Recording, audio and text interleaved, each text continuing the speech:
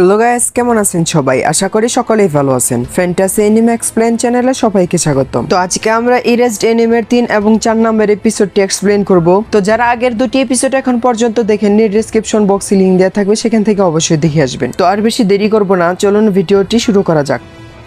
তো এপিসোড 3 শুরুতে আমাদের সাতোরুকে দেখানো হয় আর আমরা দেখতে পাই সাতোরু মনে মনে ভাবছিল কায়ো কবে কিডন্যাপ হয়েছিল আর সে এটা মনে করার খুবই চেষ্টা করছিল। তবে আজ থেকে 18 বছর আগের কথা এটা তার আর ওইরকম ভাবে মনে ছিল না। তখন সাতোরুর এই বিষয়টা মনে পড়ে যে 3জন মেয়ে কিডন্যাপ হয়েছিল তাদের সকলের বয়স ছিল 11, শুধু কায়োর বয়স 10 বছর ছিল। তার মানে কায়ো যখন কিডন্যাপ হয়েছিল তখন তার যে 11 বছরের 11তম বার্থডে ছিল সেটা পালন করা হয়নি। আর তাই সে যদি তার বার্থডে ডেটটা জানতে পারে তাহলে সে কবে কিডন্যাপ হয়েছিল সেটা তার জন্য জানা অনেক সহজ হয়ে যাবে। তো তারপর সাতোরু কাওয়ের কাছে যায় এবং তাকে জিজ্ঞেস করে তার বার্থডে ডেটের কথা। তো সবসময়ের মতো কাও এইবারও কিছু না বলে সেখান থেকে উঠে চলে যায়। তো তারপর সাতোরু স্কুলের রেজিস্টার রুমে যায় আর সেইখান থেকে সে কাওয়ের রেজিস্টার বুক চেক করতে যায় আর সে সেখান থেকে এটা জানতে চায় যে কাওয়ের জন্মদিন কবে। তবে ঠিক তখনই সাতোরুর টিচার সেখানে চলে আসে এবং সাতোরুকে ধরে ফেলে। তো তখন সাতোরু হকচকিয়ে যায় এবং টিচারকে বলতে থাকে যে সে তার জন্মদিনে কাওয়েকে ইনভাইট করেছে। তবে যখন সে কাওয়ের কাছ থেকে তার জন্মদিনের ডেট জানতে চেয়েছিল তখন কাওয়ে তাকে কিছু বলেনি আর তাই সে এখান থেকে কাওয়ের জন্মদিনের ডেট জানার জন্য এসেছে। তখন তার টিচার কাওয়ের রেজিস্টার খাতা বের করে এবং সেখান থেকে তার বার্থডে ডেটটা দেখে সাতোরুকে বলে। সে বলে যে দিন সাতোরুর জন্মদিন ঠিক ওই দিনই কাওয়েরও জন্মদিন। আর এই কথা শুনে সাতোরু খুবই ভয় পেয়ে যায় কারণ তার জন্মদিনের আর বেশি দিন নেই আর যা করার তার এই সময়ের মাঝে করতে হবে, নয়তো সে আর কাওয়েকে বাঁচাতে পারবে না। তো তারপর সাতোরু সেখান থেকে চলে আসে আর আসার সময় রাস্তায় তার সাথে ইউকির দেখা হয়। আর ইউকিকে সেটা তো আমরা আগের পর্বে জেনেছি যে একজন লোক সাতোরুর সাথে খেলা করত, তারপর কিডন্যাপার ভেবে পুলিশরা তাকে ফাঁসিয়ে দিয়েছিল এবং তাকে জেলখানায় নিয়ে গিয়েছিল। তবে সাতোরু এখনো বিশ্বাস করে যে ইউকি কারো খুন করতে পারে না এবং সে কাউকে কিডন্যাপও করেনি। তো তারপর আমরা দেখতে পাই যে সাতোরু তার বাড়িতে যাওয়ার আগে সে একবার কাওয়েদের বাড়িতে যায় এবং সে তার দরজায় কড়া নাড়ে। তবে কাওয়েদের বাড়ি থেকে কোনো রেসপন্স আসে না। তারপর যখন সাতোরু সেখান থেকে ফিরে আসবে ঠিক তখনই তার চোখ পড়ে তার স্কুল ব্যাগের উপর এবং সে দেখতে পায় বরফের উপরে স্পষ্ট পাহাড় ছাপ দেখা যাচ্ছে যে কেউ একজন সেখান থেকে তাদের স্টোর রুমে গিয়েছে। তো তারপর সাতোরু যখন সে স্টোর রুমে গিয়ে দরজা খুলে ঠিক তখন সে দেখতে পায় সেখানে কাওয়ে আহত অবস্থায় পড়ে রয়েছে আর তাকে তার মা মেরে আহত করে সেখানে ফেলে রেখেছিল। তো সাতোরুকে দেখে কাওয়ে চিৎকার করে বলতে থাকে দরজা বন্ধ করার জন্য।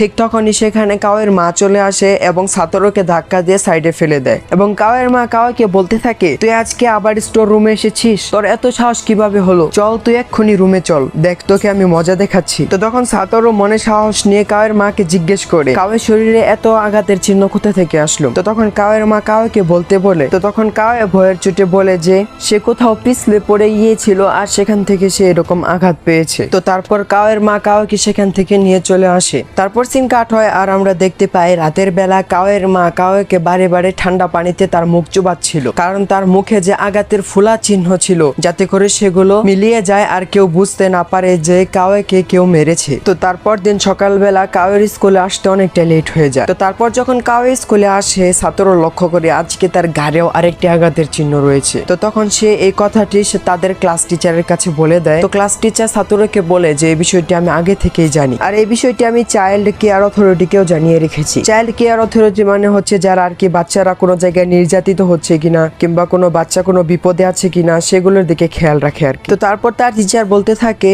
যখন চাইল্ড কেয়ার অথরিটির লোকজন তাদের বাসায় যায় তখন তারা সেখানে গিয়ে কাওয়ে কিংবা কাওয়ের মা কাউকে পায় না আর তার জন্য তাদের কাছ থেকে কোনো প্রকার স্টেটমেন্ট নেওয়া হয় না, যার কারণে তারা এই বিরুদ্ধে কোনো কাজ করতে পারছে না। তবে যখন তারা কাওয়ের কাছ থেকে স্টেটমেন্ট নিতে পারবে তারপর তার মা খুব বাজেভাবে ফেসে যাবে, আমি এই কথাটা বলে রাখলাম। তো তখন সাতোরু তার টিচারকে বলে যা করার খুবই জলদি করতে হবে স্যার, নয়তো বা এখানে কোনো দুর্ঘটনা ঘটে যেতে পারে। তো তারপর আমরা দেখতে পাই সকল স্টুডেন্টরা মিলে এক জায়গায় হয়েছে দুপুরে লাঞ্চ করার জন্য আর সকল স্টুডেন্টদের মাঝ থেকে কিছু কিছু করে টাকা তোলা হয়েছে, মানে তারা লাঞ্চ করবে যেরকমটা আমরাও মাঝে মাঝে করে থাকি যে কিছু বন্ধু বান্ধব এক জায়গায় হলে সবার কাছ থেকে টাকা উঠাই এবং আমরা কিছু একটা পার্টি করি কিংবা খাই, সেরকম আর কি। আর সেই টাকাগুলো সাতোরুর ব্রেঞ্চে ছিল। তো সাতোরু যখন তার ব্রেঞ্চের কাছে আসে সে দেখতে পায় সে টাকাগুলো সেখানে নেই আর যখন সে কথাটি টিচারকে জানায় তখন পিছন থেকে একটি মেয়ে বলতে থাকে যে এই টাকাগুলো হয়তো কাওয়ে নিয়েছে কারণ সে খুবই গরিব এবং সকলের কাছ থেকে যে লাঞ্চের টাকা উঠানো হয়েছে সেগুলো সেগুলো কাওয়ে এখন পর্যন্ত দেয়নি। তো তারপর যখন কাওয়েকে চেক করা হয় সত্যি সত্যি তার কাছ থেকে সেই টাকাগুলো পাওয়া যায়। তো এটা দেখে সেখানে থাকা সকল ছেলেমেয়েরা তখন হাসাহাসি করতে থাকে এবং অনেকে তাকে চোর বলে সম্বোধন করতে থাকে। তো তখন সাতোরু চিৎকার করে সকলকে চুপ করতে বলে এবং বলে কাওয়ে এরকমটা করতে পারে না, হয়তো অন্য কেউ এখান থেকে টাকা নিয়েছে এবং কাওয়েকে ফাঁসানোর জন্য তার সেখানে টাকা রেখেছে। আর সাতোরুর এরকম কথা শুনে কাওয়ে খুবই খুশি হয়ে যায়। সে ভাবতে থাকে কেউ তো আছে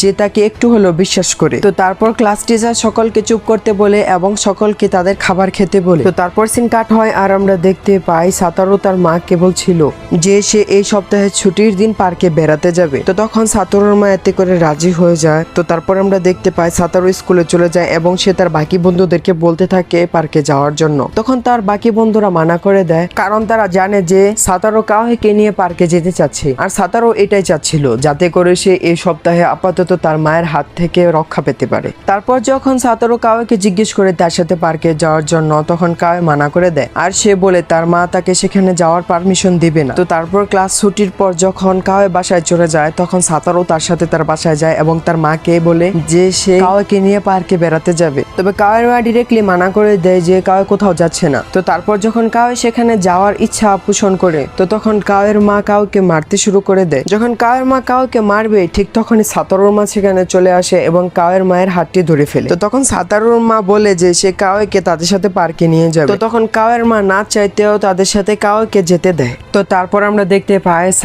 সাতোরুর মা এবং কাওয়ে একসাথে পার্কে বেড়াতে যায় এবং সেখানে তাদের বাকি বন্ধুরাও চলে আসে। তো তারপর তারা সেই দিনটা খুবই ভালোভাবে এনজয় করে। আর সেদিন একটা দিন যায় যেদিন কাওয়ে কোনো মার খায়নি তার মায়ের হাতে। তো তারপরের দিন ফাইনালি সেই দিন ছিল যেদিন তাদের জন্মদিন এবং সেদিনই কাওয়ের কিডন্যাপ হওয়ার কথা ছিল। তো তখন সাতোরু মনে মনে বলতে থাকে আগের বার হয়তো কাওয়ের সাথে কেউ ছিল না, তাই কিডন্যাপার তাকে কিডন্যাপ করতে পেরেছিল। তবে আজকে আমি তার সাথে আছি, আজকে আমি তাকে একটুর জন্য একা ছাড়বো না, দেখবো কিভাবে তাকে কিডন্যাপার কিডন্যাপ করে। তো সেদিন সাতোরু কাওয়েকে একটুর জন্য একা ছাড়ে না। তো সেদিন রাতে সাতোরু কাওয়েকে তার বাসায় পৌঁছে দিয়ে আসে এবং জোরে জোরে বলতে থাকে কালকে সকালে আমি আবার আসবো তোমার এখানে তোমাকে নিতে। তো তারপর সাতোরু বাড়িতে চলে আসে এবং তার টেনশনে একটুও ঘুম হচ্ছিল না। সে সারা রাত ঘড়ি নিয়ে বসেছিল যে কখন সকাল হবে। তো তারপর আমরা দেখতে পাই যখন সকাল 6টা বাজে তখনই সাতোরু দৌড়ে কাওয়ের বাসায় চলে আসে কাওয়ে ঠিক আছে কিনা এটা দেখার জন্য। কিন্তু এসে দেখে যে কাওয়ে একদম পুরোপুরি ভাবে ঠিক আছে। আর এটা দেখে সাতোরু খুবই খুশি হয়। তো তারপর তারা দুজনে স্কুলে চলে যায়। আর আজকে তাদের বার্থডে ছিল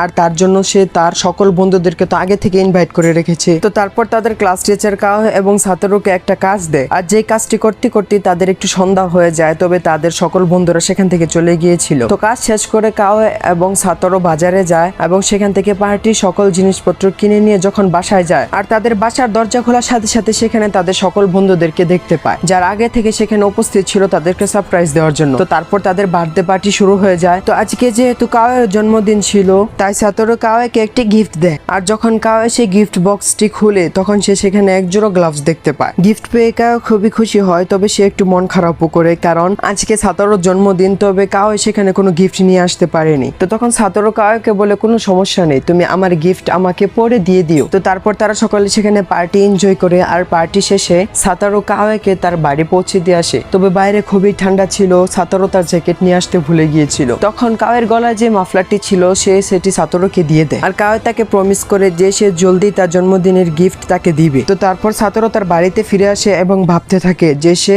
হিস্ট্রি চেঞ্জ করে দিয়েছে, সে কাওয়েকে বাঁচাতে পেরেছে। তো তারপর দিন যখন সাতোরু স্কুলে যায় তখন সে দেখতে পায় যে কাওয়ে আজকে স্কুলে আসেনি। আর এটা দেখে সাতোরু খুবই চিন্তায় পড়ে যায় এবং ছুটির পর সে দৌড়ে কাওয়ের বাসায় যায় এবং তাকে ঘরে এবং স্টোর রুমে খুঁজতে থাকে। তবে সে তাকে কোথাও খুঁজে পায় না, কিন্তু সে স্টোর রুমের বাইরে বরফের উপর কারো পায়ের ছাপ দেখতে পায়। আর এখানে এই এপিসোডটি শেষ হয়ে যায়। তো বন্ধুরা, আপনাদের কি মনে হয় কাওয়ে কি সত্যি কিডন্যাপ হয়ে গিয়েছে নাকি এখানে ঘটনা অন্য কিছু? আপনাদের কি মনে হয় সেটা অবশ্যই কমেন্টে জানাবেন। আর যদি এর নেক্সট এপিসোডটি সবার আগে দেখতে চান তাহলে অবশ্যই আমাদের চ্যানেলটি সাবস্ক্রাইব করবেন। তো দেখা হচ্ছে আগামী ভিডিওতে। ততক্ষণ পর্যন্ত সকলেই ভালো থাকবেন, সুস্থ থাকবেন। আল্লাহ হাফেজ।